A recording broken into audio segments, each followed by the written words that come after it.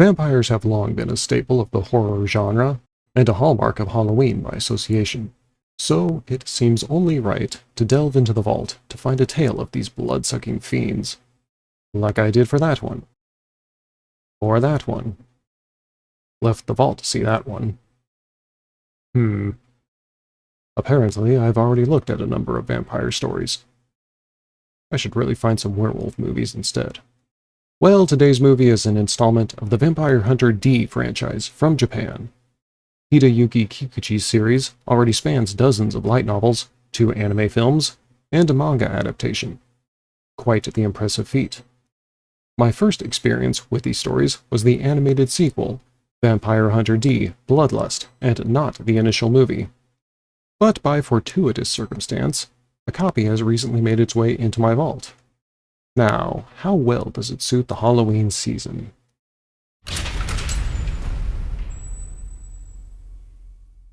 The distant future is a world of darkness, overrun with mutants and monsters, and vampires reign supreme over all.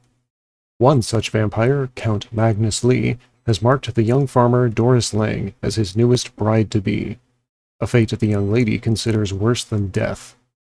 Desperate to protect herself and her younger brother Dan, Doris hires outside help in the form of D, a wandering vampire hunter.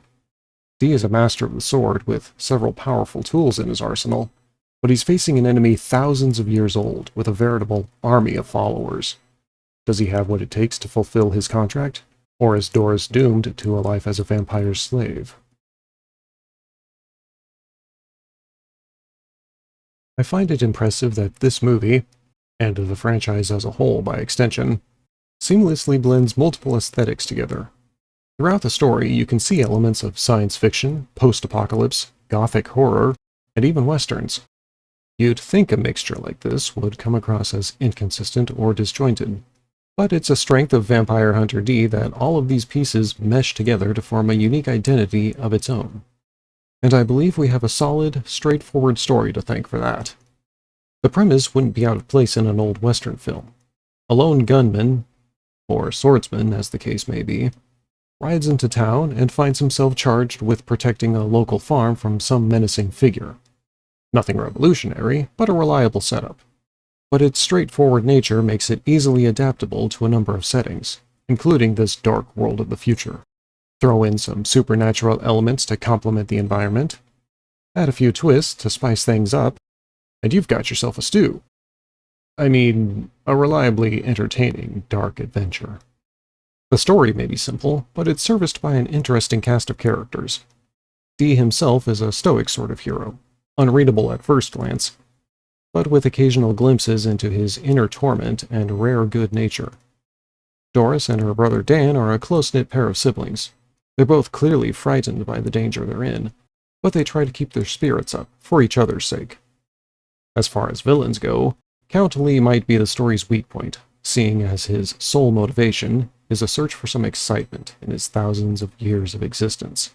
But his minions make for an eclectic bunch.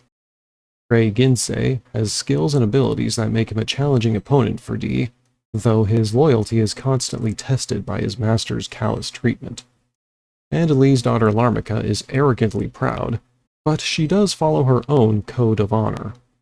And revelations about her own past shatter her arrogance near the end of the film.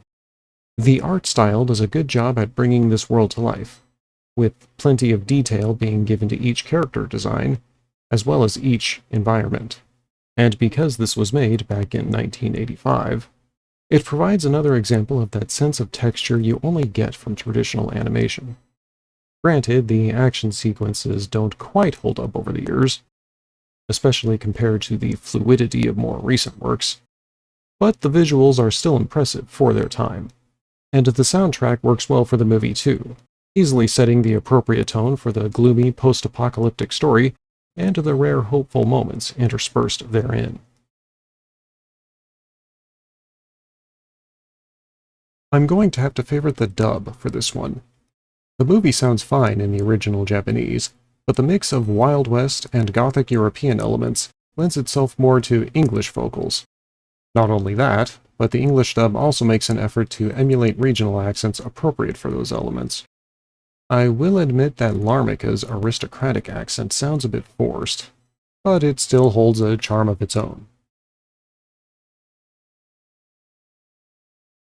Vampire Hunter D has received VHS and DVD releases over the years, but you're only likely to find those in the second-hand market.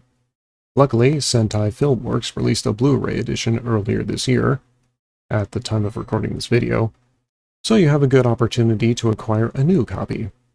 Having read the original novel, I can say there were some story elements that were trimmed out or rushed, but what's left is a mature yet fun adventure that fits into a convenient 80-minute runtime. It's certainly worth a watch this Halloween season. Thank you for joining me in this brief look into the archives of my vault. If this story interests you, please feel free to like this video and to comment on what you enjoy about it.